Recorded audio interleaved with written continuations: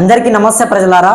ఎట్టకేలకు అందరూ అనుకున్నట్టుగా అనేకమైనటువంటి సవాళ్ళని దాటుకొని అనేకమైనటువంటి ఒడిదుడుకులని ఎదుర్కొని విజయ్ తలపతి ముఖ్యమంత్రి కుర్చీలో కూర్చోవడం జరిగింది. సో నిన్న ఆయన ప్రమాణ స్వీకారం కూడా అయిపోయింది. సో ఇప్పుడు తెలంగాణ కావచ్చు, ఆంధ్రప్రదేశ్ కావచ్చు, రెండు రాష్ట్రాలలో కూడా మనం చూస్తూ ఉన్నాము. అనేకమైనటువంటి హామీలు రెండు ప్రభుత్వాలు కూడా ఇచ్చాయి. అక్కడ ఆంధ్రప్రదేశ్లో కూటమి ప్రభుత్వం కావచ్చు, తెలంగాణలో కాంగ్రెస్ ప్రభుత్వం కావచ్చు.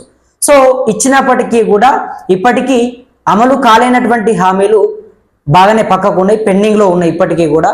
సో ఈ నేపథ్యంలో ఏదైతే తమిళనాడులో గెలిచినటువంటి టీవీకే పార్టీ, మరి అక్కడ కూడా అనేక హామీలు ఇచ్చారు. అక్కడ కూడా విజయ్ చాలా మేనిఫెస్టోలో పెట్టే ప్రయత్నం చేశారు. మరి తెలంగాణలో చూసుకుంటే ప్రధానంగా మనము 6 గ్యారంటీలు అనేక రోజులుగా పెండింగ్లో ఉన్నాయి. ఇప్పటికీ కూడా ఏదైతే పింఛన్ల పెంపు కావచ్చు, అదేవిధంగా రకరకాలుగా ప్రభుత్వం చెప్పినటువంటి హామీలు, పథకాలు ఇప్పటికీ కూడా అమలు కాలేదు. మరి ఇప్పుడు ఎందుకు అమలు చేయట్లేదని అడుగుతా ఉంటే బడ్జెట్ లేదు అది అని చెప్పేసి చేతులెత్తేసేటటువంటి ఒక ప్రయత్నం చేస్తూ ఉన్నారు. మరి ఈ నేపథ్యంలో తమిళనాడులో ఏం జరుగుతుంది? టీవీకే పార్టీ అక్కడ పెట్టినటువంటి మేనిఫెస్టోని విజయ్ తలపతి అమలు చేస్తాడా? ఆయనతోనే అది సాధ్యం అవుతుందా? ఎందుకంటే ఒక తెలంగాణ రాష్ట్రంలోనే దాదాపు 6 గ్యారంటీలు అని చెప్తేనే ఇక్కడ వీళ్ళతో సాధ్యం కావట్లేదు. అక్కడ ఆయన చాలా పెద్ద పెద్ద హామీలు ఇచ్చాడు. రకరకాలుగా బడ్జెట్ సరిపోలేనటువంటి హామీలను కూడా ఆయన ఇచ్చే ప్రయత్నం చేశాడు. మరి దాన్ని ఏ రకంగా ఇస్తాడు? సో ఆయన మాత్రం క్లారిటీగా చెప్తా ఉన్నాడు, నేను ఖచ్చితంగా ఇస్తాను అని చెప్పేసి ఆయన చెప్పే ప్రయత్నం చేశాడు. సో ఇవన్నీ కూడా మాట్లాడదాం. అంతకంటే ముందుగా ప్రతి ఒక్కరు కూడా మన ఛానల్ని సబ్స్క్రైబ్ చేసుకోండి. ఇక విజయ్ తలపతి తమిళనాడులో ప్రధానంగా సంవత్సరానికి ఆయన 6 గ్యాస్ సిలిండర్లు ఇస్తామని చెప్పేసి వాళ్ళ మేనిఫెస్టోలో పెట్టడం జరిగింది. అదేవిధంగా మహిళలందరికీ కూడా 2,500 రూపాయలు, ఇంటికి ఒక మహిళకు 2,500 రూపాయలు ఇస్తామని చెప్పడం జరిగింది. దాంతో పాటుగా మహిళలందరికీ కూడా వడ్డీ లేనటువంటి రుణాలు 5 లక్షల రూపాయల వరకు కూడా ఇస్తామని చెప్పేసి కూడా చెప్పడం జరిగింది. ఇక రైతుల విషయానికి వస్తే రైతులకు 15,000 రూపాయలు పెట్టుబడి సాయం ఇస్తామని చెప్పారు. తర్వాత వరి సాగుకు సంబంధించి, వరి పంటకు సంబంధించి క్వింటాలకు 3,500 రూపాయల లెక్క తీసుకుంటామని చెప్పారు. అదేవిధంగా సామాన్య రైతులు, అంటే ఎవరైతే భూమి లేనటువంటి కౌలు రైతులు ఉంటారో అటువంటి వాళ్ళందరికీ కూడా ఏడాదికి 10,000 రూపాయలు ఇస్తామని చెప్పేసి విజయ్ తలపతి చెప్పే ప్రయత్నం చేశాడు. తర్వాత ఎవరైతే పింఛన్దారులు ఉంటారో వాళ్ళందరికీ కూడా ఆసరా పింఛన్ని 3,000 రూపాయల వరకు కూడా ఇస్తామని చెప్పారు. తర్వాత ఇక ఉద్యోగుల విషయానికి వస్తే అవుట్ సోర్సింగ్ ఉద్యోగులు ఎవరైతే ఉంటారో వాళ్ళు 5 సంవత్సరాలుగా ఉద్యోగం చేసి 5 సంవత్సరాలు కంప్లీట్ చేసుకుంటే వాళ్ళ ఉద్యోగాలను మొత్తం కూడా పర్మనెంట్ చేస్తామని చెప్పేసి కూడా ఆయన చెప్పడం జరిగింది. దాంతో పాటుగా అంగన్వాడీలందరికీ కూడా 18,000 రూపాయల జీతాన్ని నెలకు ఇస్తామని చెప్పేసి కూడా ఆయన మేనిఫెస్టోలో పెట్టడం జరిగింది. అదేవిధంగా ఇంకా బంగారం ఇస్తామని చెప్పారు. అదేవిధంగా పట్టు చీరలు ఇస్తామని చెప్పారు. అదేవిధంగా నిరుద్యోగులందరికీ కూడా దాదాపు 5 లక్షల ఉద్యోగాలని ప్రకటిస్తామని చెప్పారు. 5 లక్షల ఉద్యోగాలు ఇస్తామని చెప్పారు. దాంతో పాటుగా నిరుద్యోగ వృత్తి కింద వాళ్ళకు ఒక 4,000 రూపాయలని ఇస్తామని కూడా చెప్పడం జరిగింది. అదేవిధంగా నిరుద్యోగులు కావచ్చు, ఇంకా యువత కావచ్చు, ఎవరైనా ఏమైనా పెట్టుకుంటే కనుక వ్యాపారం కావచ్చు, కొత్త ఏమైనా బిజినెస్ పెట్టుకుంటే కనుక వాళ్ళకు దాదాపు 25 లక్షల రూపాయల వరకు కూడా లోన్స్ ఇస్తామని చెప్పేసి కూడా ఆయన చెప్పడం జరిగింది. అదేవిధంగా ఇంకా ఎవరైనా అంటే విద్య చదువుకొని మంచిగా చదువుకొని ఉన్నత శిఖరాలకు చేరుకోవాల్సినటువంటి వాళ్ళు ఎవరైనా ఉంటారో వాళ్ళకు, అంటే ప్రధానంగా విద్య పైన ఎక్కువ ఫోకస్ పెట్టి మంచిగా చదివి మంచిగా ఉత్తీర్ణమైనటువంటి మార్కులు తెచ్చుకున్నటువంటి వాళ్ళు ఉంటారు కదా, అటువంటి వాళ్ళకు కూడా దాదాపు 20 లక్షల వరకు కూడా ప్రభుత్వం తరఫు నుంచి ఇస్తామని చెప్పడం జరిగింది. అదేవిధంగా ప్రతి కుటుంబానికి కూడా సంవత్సరానికి ఒకసారి ఫ్రీగానే మొత్తం కూడా హెల్త్ చెకప్ చేపిస్తామని చెప్పేసి ఆయన చెప్పడం జరిగింది.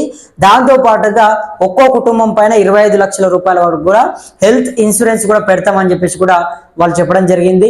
మరి అనేక హామీలు, 1 కాదు 2 కాదు, ప్రతిదీ కూడా దాదాపు అవి సాధ్యం అవుతాయా అంటే మనము ఖచ్చితంగా కావని చెప్పొచ్చు. చాలా పెద్ద హామీలు అవి. బడ్జెట్ ఎక్కువ కావాలి. బడ్జెట్ మొత్తం కూడా దాదాపు అనేకమైనటువంటి ఎక్కువ డబ్బులు ఉంటేనే అవి సాధ్యం అవుతాయి.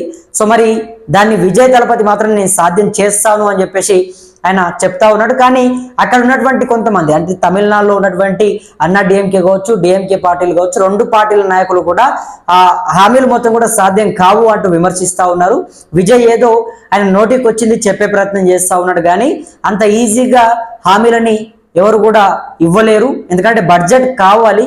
సో దానికి విజయ్ అనేకమైనటువంటి హామీలు, అంటే బడ్జెట్కి మించినటువంటి హామీలను ఇచ్చాడు.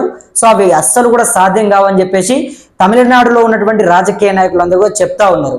కానీ విజయ్ తలపతి మాత్రం నేను అమలయ్యేటటువంటి హామీలు మాత్రమే ఇస్తాను, నాతో సాధ్యమయ్యేది మాత్రమే నేను చేస్తాను, నేను చెప్పింది ఖచ్చితంగా చేసి చూపిస్తానంటూ కూడా నేను చెప్తా ఉన్నాడు.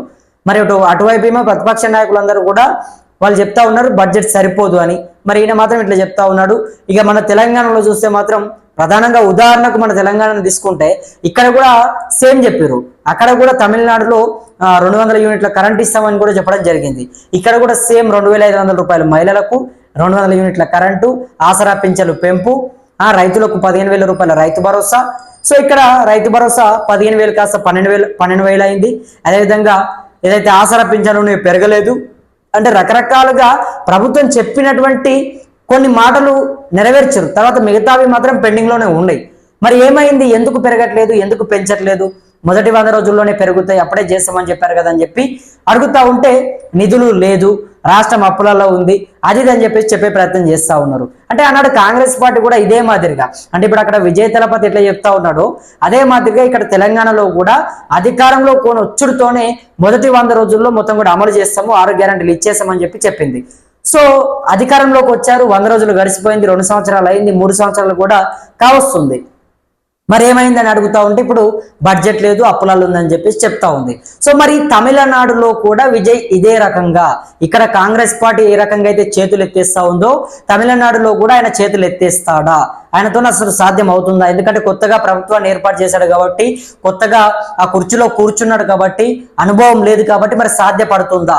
ఎందుకంటే బడ్జెట్ సరిపోలేనటువంటి హామీలు ఇచ్చాడు కాబట్టి, ఆదాయం మొత్తం కూడా నిధులు సరిపోలేనటువంటి హామీలు కాబట్టి మరి ఎట్లా వాటిని అమలు చేస్తాడు, ఏ రకంగా ముందుకు తీసుకొని వెళ్తాడు అనేది కూడా కొంత ఉత్కంఠగానే మారింది. మొత్తం కూడా తమిళ రాజకీయాల్లోనే అందరు కూడా ఆసక్తిగా ఎదురు చూస్తూ ఉన్నారు. ఇప్పటికే ఏదైతే మాజీ సీఎం స్టాలిన్ కూడా నేను మొత్తం కూడా ఏదైతే విజయ్కి 6 నెలల వరకు సమయం ఇస్తాను, 6 నెలల వరకు సమయం ఇచ్చి ఆయన హామీలని ఎంతవరకు అమలు చేస్తాడు, ఏం చేస్తాడు, ఆయన పాలన ఎట్లా కొనసాగిస్తాడు, ప్రజల దగ్గరికి ఎట్లా వెళ్తాడు, ప్రజల దగ్గరికి ఆయన పథకాలని ఎట్లా తీసుకుని వెళ్తాడు, అదేవిధంగా ఆయన మాట పైన ఉంటాడా లేడా, ఇవన్నిటికీ కూడా నేను ఒక 6 నెలల వరకు కూడా సమయం ఇస్తాను, 6 నెలల తర్వాతనే నా పార్టీ తరఫు నుంచి నేను ఆయనని విమర్శించే ప్రయత్నం చేస్తానంటూ కూడా మాజీ సీఎం స్టాలిన్ చెప్పడం జరిగింది.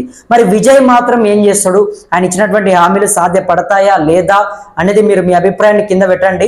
అదేవిధంగా మీకేమైనా సమస్యలు ఉంటాయి, మీ గ్రామంలో కానీ మీ గల్లీలో కానీ మీకు ఎవరైనా ఇబ్బంది పెట్టినా, ఏ సమస్యలు ఉన్నా కూడా మన దృష్టికి తీసుకురండి. తప్పకుండా మీ అందరి గొంతై రాష్ట్ర ప్రభుత్వాన్ని, నాయకులని, పాలకులని అందరినీ కూడా మీ అందరి తరపు నుంచి మాట్లాడడానికి, మీ అందరి గొంతుగా ప్రశ్నించడానికి ఇక్కడ నేను సిద్ధంగా ఉంటాను. కాబట్టి ఏమైనా ఉంటే మన దృష్టికి తీసుకొచ్చే ప్రయత్నం చేయండి. తప్పకుండా ప్రభుత్వాలని, నాయకులను అందరినీ కూడా ప్రశ్నిద్దాము. అదేవిధంగా మన ఛానల్ని కూడా అందరూ సబ్స్క్రైబ్ చేసుకొని మనకు అండగా ఉంటారని చెప్పి నా మనస్ఫూర్తిగా వేడుకుంటూ నేను మీ కొత్తూరు రమేష్. ధన్యవాదాలు మిత్రులారా.